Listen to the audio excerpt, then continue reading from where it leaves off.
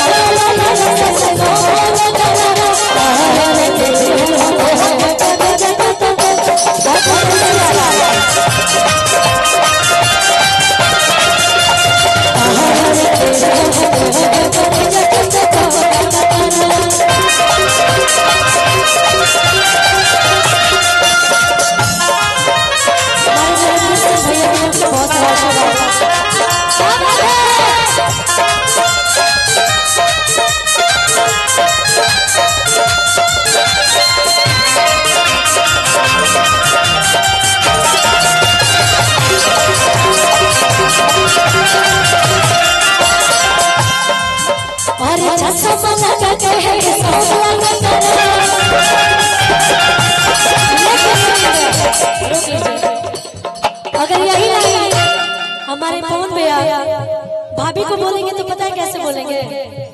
अपू सर अगर फोन पे यही लाइन भाभी को बोलेंगे तो पता है कैसे बोलेंगे कि अरे चश्मा लगा के सोम लगा करू साउथ के हीरो से न कम लगा करू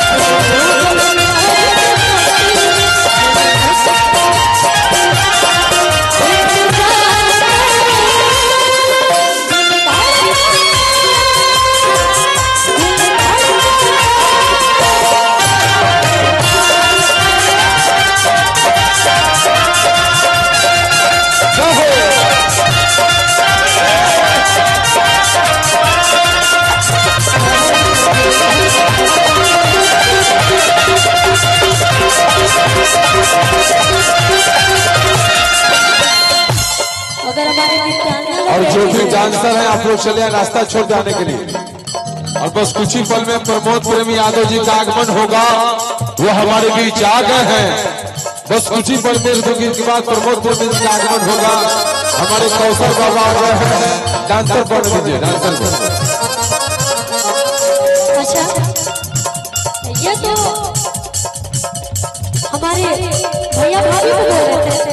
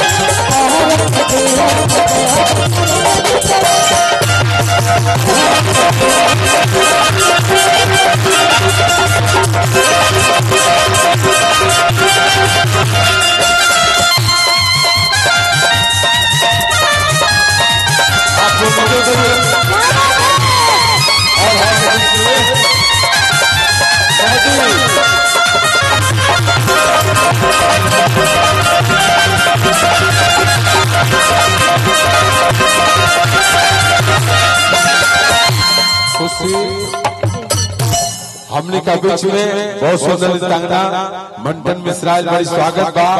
अब भाई कन्हैया जी आप मोना को लेके मंच पर चले आए। बिटू भैया मैं बहुत जल्द आ रहा हूँ। मोना को लेकर चले मंटन मिश्रा हमारे बीच में आई और नेहरा जी आप मंच पर आ जाए। खुशी जी के बाद नेहरा जी का आगमन होगा। क्या बात है, जोरदार ताली बजा दीजिए आप सभी। वाह वाह तनी बोले बढ़ा के संजय भैया इतना सुंदर साउंड, बहुत सुंदर साउंड। संजय डीजे वॉल्यूम खोला गूंजो महफिल में। आइए खुशी। अच्छा